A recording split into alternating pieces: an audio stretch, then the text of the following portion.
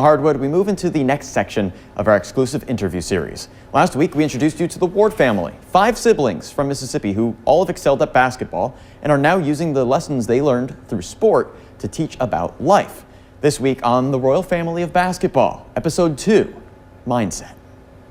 Thomas, I want to ask you too. Thomas II, did you ever take it easy, you guys on her, when you were playing? Take it easy. Is there such thing? Talk about me. I had to Take it practice. easy. My practice was with my youngest sister. We shared the court, practicing all the time together. So no, I tried my best. I was always taught by my brother. You don't take it easy on anybody that steps on the court with you. And I have never seen him take it easy on anybody that stepped on the court with him. We learned that from my dad. We play a game to 5 against our dad. I don't think he may have beat him. None of us have ever beat our dad. Because when our dad stepped on the court with us, he doesn't take it easy on us no matter what our age was. At that time, he went out there and he played to 5 to beat us. So when we all played against each other, we didn't take it easy on each other. It could be setting an alarm in the morning, and I'm still going to beat you up first, I bet. Gerard, so they've been mentioning a lot of obviously different accomplishments that you all have, and you specifically in your career. You know, Michigan, Clinton, right, high school. Your number's retired. You go on and you win an NIT tournament, and you've got all these individual awards, the team awards. I'm sure you'll tell me are the ones that you really were aiming for along the way, and then you play professionally. What are you proudest of when you think about all of that? Just the many people that I've inspired over the years, and the many people that still come up to me this day and tell me about how much I've been an inspiration. You know, I go around the world, travel the world, and I do public speaking, worked with ESPN. So just to hear people come up to you and say that you've been a true inspiration in my life, you've helped me along their journey to overcome different obstacles. All of us deal with adversity. Adversity is something we can't get away from, but it's not what you go through. You got to just keep pushing, no matter what. You got to develop the right mindset. When I talk about mindset, to me, my dad, I think we were about 10. We came home from church, we was watching TV, NBA on TV, and he asked the most profound question to me that set me on my course. He said, Gerard, what do you think it takes to play at that level? He knows I'm a thinker, so he leaves me to think about the question that he asked me. He walks out of the room. While he was gone, commercial comes, and they're flashing in gold letters, the NBA on NBC. And I'm like, wow. It just dawned on me, just hit me like out of nowhere. Never be average. So he walks back in the room and he said, what do you think it's going to take? And I said, I got it. I said, I can't be average. I said, in order for me to get to that level, I have to develop a mindset of never being average. So from then on, the NBA took on an acronym to me, meaning never be average. So I go around and I share that to people all around the world.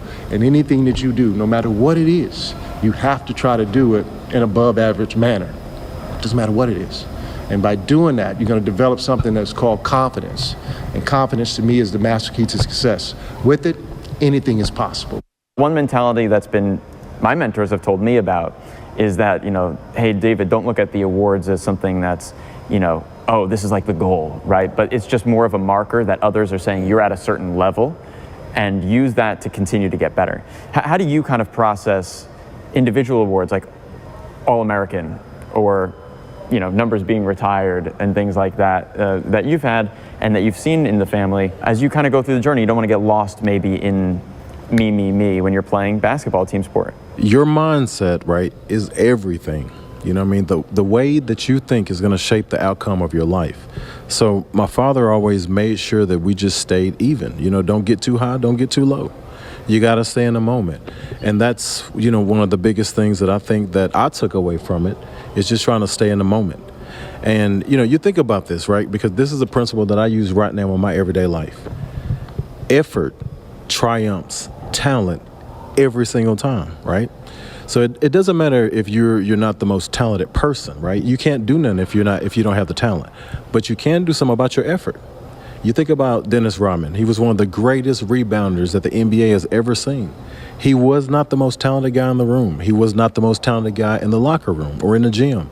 But he was the guy that brought forth the most effort. And if you can wake up every single day and you can bring that effort, you can go far in life. As you can see, all of us have been instilled with things that have helped shape and mold who we are, what we try to do to others, how we try to give back.